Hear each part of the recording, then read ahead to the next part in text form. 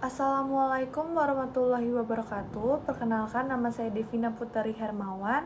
Saya dari kelas 4 Administrasi Publik dengan nomor induk mahasiswa 14020122140 Di sini saya akan memenuhi tugas PAI yang berjudul Fungsi Hukum Islam. Baik, selanjutnya sebelum memasuki materi fungsi hukum Islam, saya akan menjelaskan apa pengertian dari hukum. Hukum merupakan suatu peraturan yang ada buat untuk mengatur, mengikat, dan memaksa masyarakat untuk mematuhi suatu hal yang dianggap baik dan perlu oleh suatu lembaga. Nah, hukum juga erat kaitannya dengan masyarakat.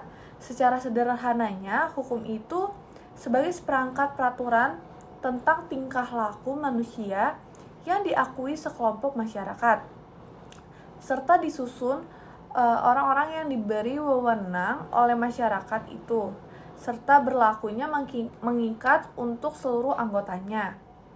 Selanjutnya, saya akan menjelaskan apa sih fungsi hukum Islam itu. Fungsi hukum Islam adalah syariat yang berarti aturan yang diadakan oleh Allah Subhanahu wa Ta'ala untuk umatnya yang dibawa oleh seorang Nabi Sallallahu Alaihi Wasallam, baik hukum yang berhubungan dengan kepercayaan atau sering disebut akidah, maupun hukum-hukum yang berhubungan dengan amaliyah atau perbuatan yang dilakukan oleh umat muslim semuanya. Selanjutnya, saya akan menjelaskan apa sih sumber-sumber hukum Islam itu. Yang pertama itu ada Al-Quran. Nah, Al-Quran itu pengertiannya sebagai sumber hukum Islam yang utama. Setiap muslim berkewajiban untuk berpegang teguh kepada hukum-hukum yang terdapat di dalamnya agar menjadi manusia yang taat kepada Allah Subhanahu wa Ta'ala, yaitu mengikuti segala perintah Allah dan menjauhi segala larangan-larangan yang ada di Al-Quran. Selanjutnya ada hadis. Hadis merupakan sumber hukum Islam yang kedua setelah Al-Quran. Hadis juga merupakan sumber hukum Islam yang keduanya memiliki fungsi utama, yaitu pertama untuk memperkuat hukum-hukum yang telah ditentukan oleh Al-Quran, sehingga keduanya, Al-Quran dan hadis, menjadi sumber hukum untuk satu hal yang sama ditetapkan pada surat Al-Hajj ayat 30 yang bunyinya A'udzubillahi minasyaitonirrajim Bismillahirrahmanirrahim Wajtanibu qaulaz-zur. Baik, selanjutnya memberikan rincian dan penjelasan terhadap ayat-ayat Al-Quran yang masih bersifat umum.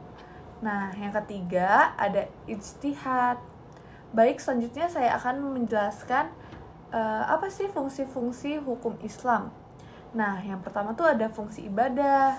Fungsi ibadah itu hukum Islam adalah aturan Tuhan yang harus dipatuhi umat manusia, dan kepatuhan merupakan ibadah yang sekaligus juga mengidentifikasikan keimanan seseorang.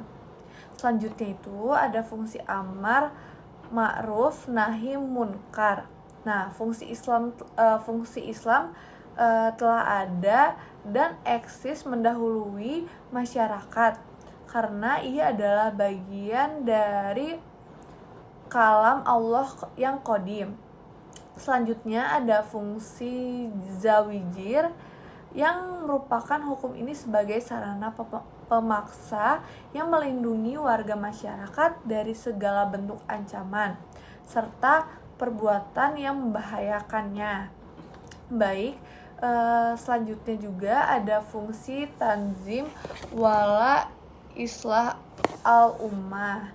Nah, fungsi ini tuh sebagai sarana untuk mengatur sebaik mungkin dan memperlancar proses interaksi sosial sehingga terwujudnya masyarakat harmonis, menjadi aman dan sejahtera.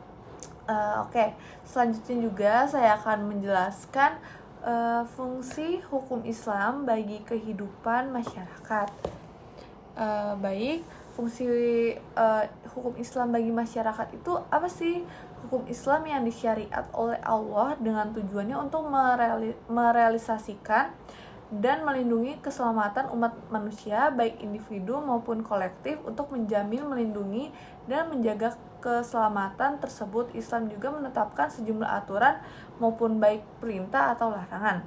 Oleh karena itu, tujuan hukum adalah pencegahan